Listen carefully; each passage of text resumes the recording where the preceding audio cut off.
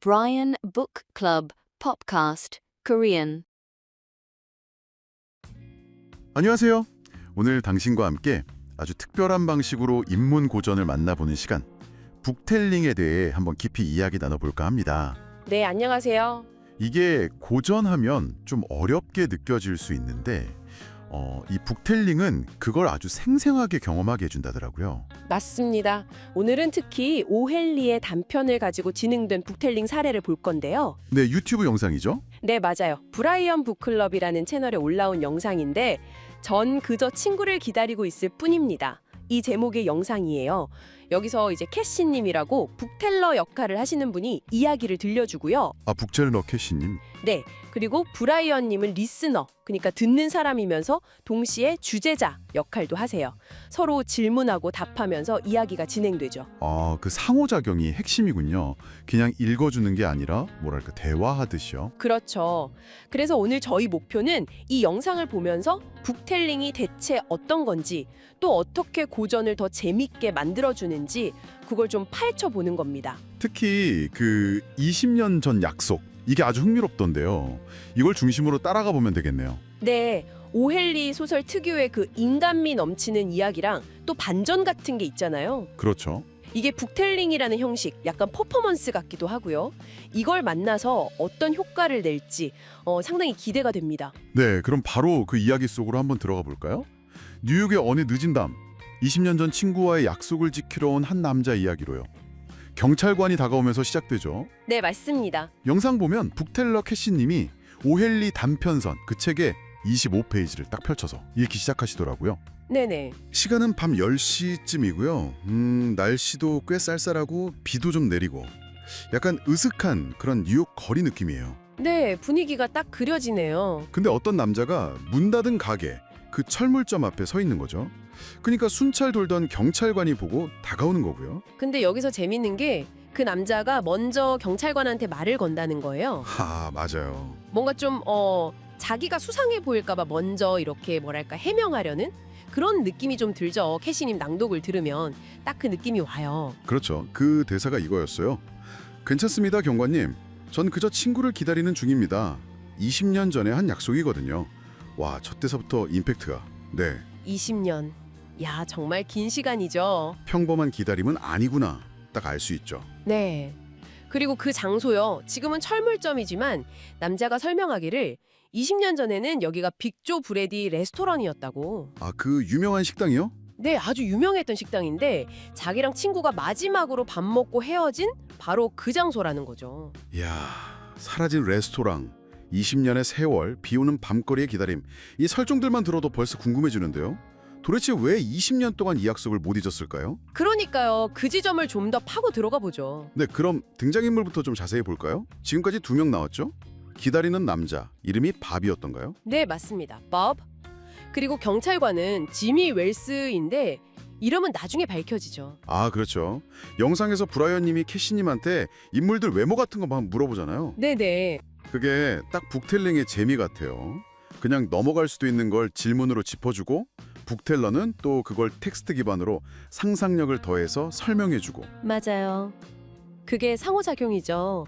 경찰관 묘사 같은 경우도 캐시님이 책에 나온 대로 키 크고 건장하고 제복 입었다 이렇게 설명을 해요. 네, 근데 거기에 자기 해석을 덧붙이죠. 한 40대쯤 보이는데 좀 젊어 보이고 미소도 살짝 있고. 그래서 막 거친 뉴욕 경찰 느낌보다는 좀 믿음직한 좋은 사람 같다 이런 식으로요. 아, 텍스트에 상상력이 더해지니까 훨씬 입체적이네요. 그럼 기다리는 남자, 밥은요? 밥에 대해서는 캐시님이 나이를 한 30대 후반, 구체적으로 38, 39세 정도로 추정을 하더라고요. 38, 39세요? 네, 근데 여기서 진짜 중요한 포인트가 나와요. 이 나이 추정이 왜 중요하냐면 20년 전 약속이라고 했잖아요. 아, 그럼 약속했을 때는? 그렇죠. 역산해 보면 약속 당시에는 18살, 19살 아주 어렸던 거죠. 와, 18살 때 친구랑 야, 우리 20년 뒤 밤 10시에 여기서 꼭 보자 하고 헤어졌는데 그걸 지키려고 38살에 진짜 나타난 거네요. 바로 그거죠. 뭔가 되게 낭만적이기도 한데 어떻게 보면 좀 무모해 보이기도 하고요. 네, 맞아요. 그 뭐랄까 세상 물정 잘 모를 때 혈기왕성할 때 했던 약속일 수도 있잖아요. 그렇죠. 근데 그걸 20년 동안 간직하고 심지어 서부에서 뉴욕까지 그 먼 길을 와서 지키려고 한다. 이게 벌써 밥이라는 인물이 어떤 사람인지, 또 이 이야기가 가진 그 시간의 무게, 약속의 진정성 이런 걸 보여주는 거죠. 아, 그러네요. 그래서 밥이 경찰관한테 그 말 덧붙이는 게 더 와닿는 것 같아요. 좀 우습게 들리시죠? 그쵸? 이거요. 맞아요. 본인도 약간 멋쩍은 거죠. 이게 얼마나 비현실적인 약속인지 알지만 그래도 난 진심이다. 이게 느껴지는 거죠. 그래서 그 대사, 전 그저 친구를 기다리고 있을 뿐입니다. 20년 전에 한 약속이에요. 이게 계속 반복되면서 강조되는군요. 네, 단순한 정보 전달이 아니라 그 20년의 시간과 우정의 무게가 실린 뭐랄까 선언처럼 들리기도 하고요. 영상에서 브라이언 님이 혹시 이거 연인 사이 아니었냐고 묻기도 하던데요. 20년 약속이면 그럴 수도 있잖아요. 로맨틱하게. 충분히 그렇게 생각할 수 있죠. 근데 캐시님 해석이 재밌어요. 딱 잘라서 아니다. 아, 단호하게요? 네, 이건 연애 감정보다는 훨씬 깊은 우정의 약속일 거다 이렇게 해석하시더라고요. 근거가 있었나요? 책에 명시적인 근거는 없는데 캐시님은 그 20년을 지켜온 간절함 자체가 단순한 연애 감정 이상을 보여준다고 본 거죠. 어떤 이유로 헤어졌는지 몰라도 옛 친구 지미를 만나고 싶어하는 그 마음이 너무 강하니까 이건 깊은 우정이다 이렇게요. 아, 20년이라는 시간이 오히려 관계를 더 승화시켰을 거라는 해석이네요. 이것도 북텔러의 역할이네요. 텍스트 너머의 감정선을 읽어주는. 네, 그렇죠. 자, 그럼 이제 북텔링이라는 형식 자체에 조금 더 초점을 맞춰볼까요? 네, 좋아요. 아까 말씀드린 것처럼 영상에서 브라이언님, 이게 리스너이자 주대자 역할이죠. 이분하고 북텔러 캐시님의 상호작용이 북텔링의 특징을 아주 잘 보여줘요. 네, 브라이언 님이 계속 질문을 던지죠. 여기 어디냐, 등장인물 몇 명이냐, 경찰관은 어떻게 생겼냐, 밥은 몇 살이냐, 이렇게 세세하게요. 맞아요. 그 질문들이 그냥 확인하는 걸 넘어서 듣는 사람, 그러니까 우리 같은 시청자나 청취자가 이야기에 더 깊이 빠져들게 만드는 장치인 거예요. 아, 같이 따라가게 만드는군요. 네. 그리고 캐시님은 답하면서 그냥 책 내용만 전달하는 게 아니라 자기 해석이나 약간의 상상을 덧붙여서 설명을 더 풍성하게 만들잖아요. 맞아요. 이 과정 자체가 일방적으로 듣는 게 아니라 같이 이야기를 탐험하고 만들어가는 느낌을 주죠. 이게 고전에 대한 몰입도를 확 높이는 거예요. 혼자 읽으면 그냥 지나칠 만한 부분들을 질문과 답으로 붙잡아서 다시 생각해보게 하는 효과가 있겠네요. 약간 탐정놀이하는 기분도 들고요. 정확합니다. 그리고 이런 상호작용이 어휘학습 같은 부가적인 효과로도 이어지더라고요.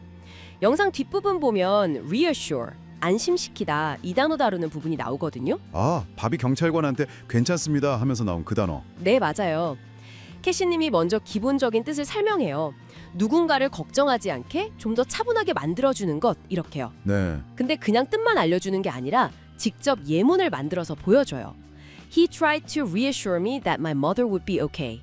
엄마 괜찮을 거라고 날 안심시키려 했다. 이런 식으로요. 아, 실용적인 예문까지. 문장으로 돌아가죠. It's all right, officer. He said reassuringly. 괜찮습니다, 경관님. 그가 안심시키는 듯 말했다.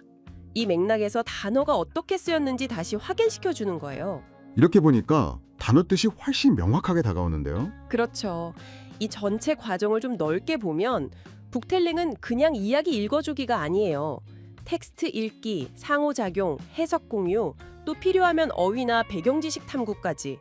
이게 다 유기적으로 연결되면서 고전이라는 텍스트를 훨씬 더 깊고 다층적으로 경험하게 만드는 거죠. 확실히 그렇네요. 어려운 고전이라도 이런 과정을 거치면 심리적인 장벽이 낮아지고 훨씬 친근하게 다가갈 수 있게 됩니다.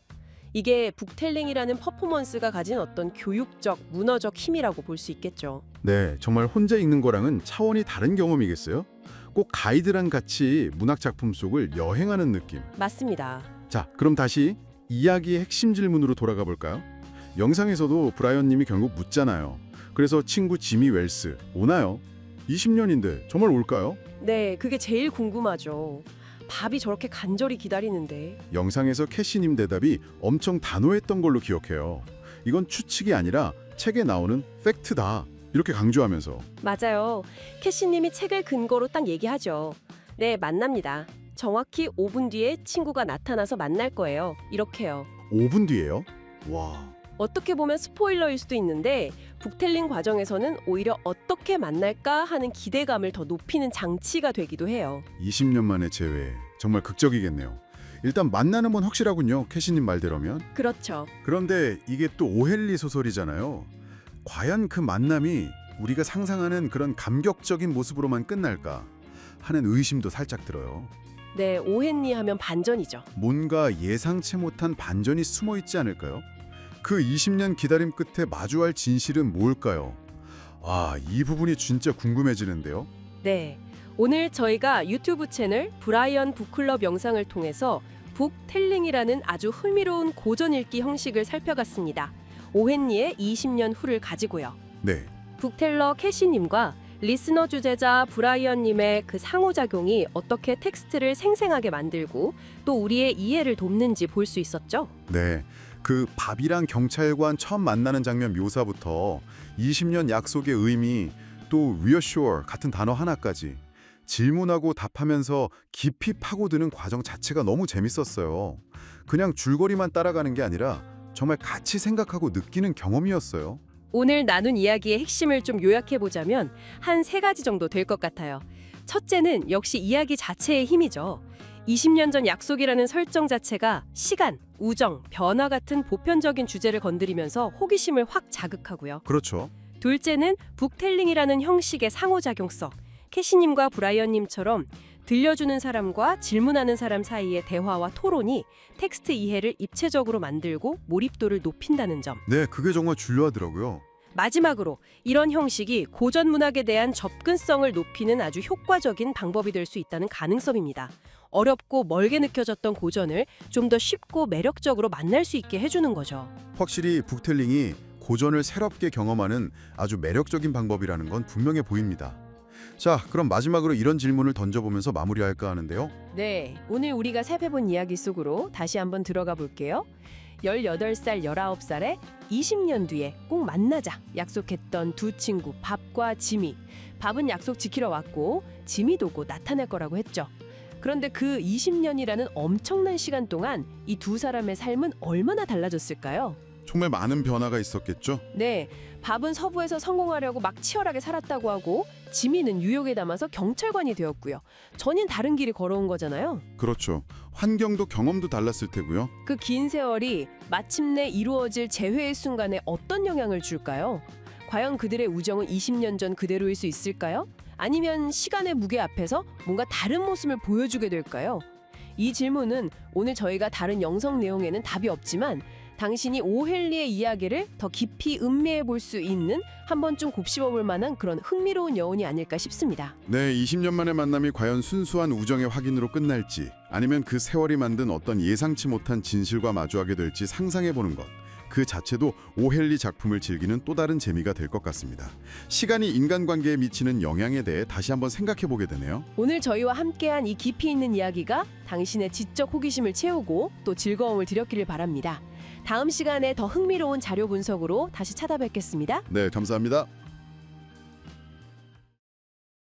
Brian Book Club Podcast English. Welcome to the deep dive. So today our source material is pretty unique, actually. We're looking at O. Henry's classic story, I'm Just Waiting for a Friend. But we're seeing it entirely through the analysis that came out of a recent book-telling performance. That's right. So we're not just, reading the story ourselves. We're using the insights, the critical reading from that session, the book teller, the listeners, as our main source. And our mission really is to understand how O. Henry kicks things off, how he sets the scene, introduces the conflict, builds character, all in just those first few paragraphs. And it really is a masterclass in grabbing the reader, isn't it? The analysis immediately honed in on that central, unforgettable hook, the timeline. Oh, absolutely. That's the immediate mystery, isn't it? An appointment made 20 years ago. Think about that. That single detail just lands with so much weight. You, the listener, you immediately start asking questions. Who keeps a promise for that long? What kind of friendship? Yeah, what demands that? O. Henry just bypasses all the setup and goes straight for the core themes. Commitment, time. Okay, let's dig into that commitment by looking at the setting first. The story starts when about midway of a certain block. Seems kind of vague initially, but the analysis showed how crucial that location becomes for showing just how long 20 years really is. It's the physical proof of time passing. So the man's waiting outside a store. But we find out straight away, 20 years before that, it was Big Joe Brad restaurant. Right. And the source material, the analysis, it identifies this spot as being in the business district of Marathon in New York. O. Henry using this fictional, busy place. That drives the point home, doesn't it? Totally. I mean, just picture it. Any major city's business district over 2 decades, everything changes. Restaurants disappear, new buildings shoot up, entire areas transform. So that contrast, this landmark restaurant replaced by just some store, it really hammers home how relentless change is. The whole world around this guy has shifted, but his promise, his spot, that hasn't changed. It's a really powerful image. Okay, so moving from the place to the event that kicks things off, the policeman showing up. I mean, a man just standing there waiting like that. It's bound to attract attention. And the waiting man, he speaks really quickly, almost before the officer can say anything. And that dialogue, that's pure O. Henry genius for showing character. The critical reading really picked up on this tension. The man's first words aren't defensive, like, what do you want, or something there. It's all right, officer. Yeah. Then the explanation, I'm just waiting for a friend. And then the bombshell. It's an appointment made 20 years ago. Yeah, that first line tells you so much. He's composed, expecting to be questioned, but he has this explanation ready that sounds, well, both unbelievable and totally sincere at the same time. Exactly. And that's where the analysis zeroed in. They focused on the sentence, it's all right, officer, he said reassuringly. That one word, reassuringly. That's the key, isn't it? He's not just talking. He's actively trying to manage the situation. He knows he looks out of place, and he's trying to smooth things over, justify why he's just standing there before the officer even has to ask. Okay, that leads us nicely into looking at the characters themselves. We've got these 2 main figures right at the start, the man waiting and the policeman on his beat. Let's start with the cop. The source notes from the reading, they were quite detailed about him. He's described as very tall, physically present, wears his cap, looks quite 40. Yeah, there were some interesting phrases in those notes about him, weren't there? Things like, good master, good body, and he looks like a good cap. How do we sort of translate those raw observations into what O. Henry was trying to convey? Well, I think we take them as meaning he projects immediate professionalism, authority. When the analysis mentions good master, good body, it suggests someone fit, capable, and control, and looks like a good cap. That probably just means he embodies that trustworthy, reliable image of the police. He's the symbol of order. O. Henry's setting up a contrast, this stable, present-day authority figure meeting a man sort of anchored in the past. Okay, and then there's the waiting man. His description is vital for figuring out the real impact of that 20-year wait. Oh, absolutely crucial. He's described as being in his late 30s, 38 or 39. And doing that math is so important because it tells you, the listener, that the original promise, it was made when he was just a late teenager. Probably 18, maybe 19. And that's the emotional core, right? A man nearly 40, likely with a whole life built. He's prioritizing a promise made when he was basically a kid. That choice just speaks volumes about how deep this connection must have been. It really does. It lifts it beyond just a plot point. It becomes about loyalty, about maybe youthful ideals surviving into adulthood. The analysis was very clear on what kind of relationship it was. They concluded it was a very good close friend, a really deep friendship, and they specifically noted it was not a love relationship. So it's presented as this pure platonic bond driving him to wait there out in the open under scrutiny. So his description reveals the depth of his motivation, and talking to the officer first reveals his character earnest, maybe a little anxious, but totally committed. Right, and this builds the anticipation. The performance analysis had actually highlighted something interesting. The book teller apparently said she hoped the friend would show up in 5 minutes. Now, that wasn't in the book itself, but it came out of the feeling of the performance. The setup is just so strong, you immediately want the resolution. O. Henry uses everything, the place, the time gap, the characters, to just crank up that tension before anything really happens. We touched on it with reassuringly, but let's really zoom in on the language here. The critical reading spent a good amount of time on that specific word, reassure. Why that word? Why not just said calmly or explained? Because reassure tells us his intention instantly. We don't really need to define it, but think about its function. To reassure someone is to actively try and remove their worry or doubt. So the waiting man isn't just stating facts, he's taking responsibility for how the officer might perceive him, this potentially suspicious guy just loitering. Okay, so it's like a preemptive move. It shows respect for the officer's job, maybe. And it signals, hey, I know this looks weird, but I'm harmless. He's trying to control the encounter so he can just keep waiting. Precisely.